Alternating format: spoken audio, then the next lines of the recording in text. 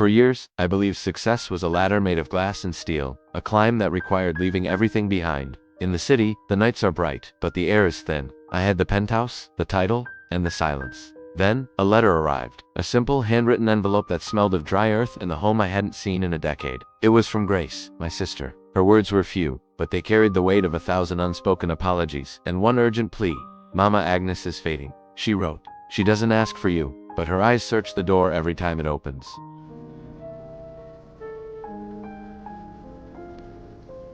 The drive back was a journey through time. The skyscrapers gave way to rolling hills, and the pavement turned to dust. I felt like a stranger in my own skin, wearing a suit that cost more than a year's harvest in this village. As I pulled up to the old house, the silence here was different. It wasn't empty. It was heavy with memories. Grace was there, standing by the well. She didn't run to greet me. She just watched, her eyes reflecting years of struggle. You're late, she said, not as a greeting, but as a statement of fact. 10 years late. She meant, inside, the air smelled of lavender and medicine. Mama Agnes looked so small, a fragile bird resting in a nest of blankets. When she saw me, she didn't scold me for the absence. She just reached out a trembling hand and smiled. My son, she whispered. That one word broke the walls I had built around my heart in the city. The next morning, I walked through the village. I met Samuel, the elder who taught me how to fish before I learned how to trade stocks. Wealth is like water, Daniel, Samuel said. It is only good if it flows and nourishes the roots. Stagnant water just rots. I visited the schoolhouse where Amina was teaching. She looked at me with eyes that saw right through my expensive watch. She didn't care about my achievements. She cared about the man who had forgotten the stories of his own people. Days turned into weeks.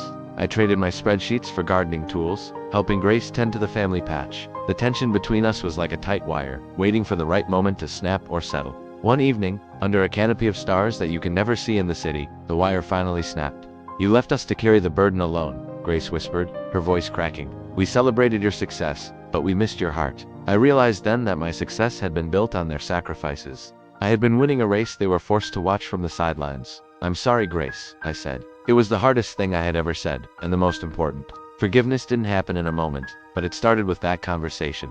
It was a bridge we began to build, brick by brick. Mama Agnes grew stronger, fueled not by medicine, but by the sight of her children laughing together in the kitchen. I started using my city skills differently, not to accumulate, but to provide. We planned a new irrigation system for the village. Amina showed me that education was the real currency of the future. We began renovating the old schoolhouse together. I finally understood that a man's worth isn't found in what he takes from the world, but in what he leaves behind for those he loves.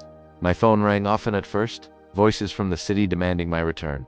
But the calls grew fewer as I found my place here.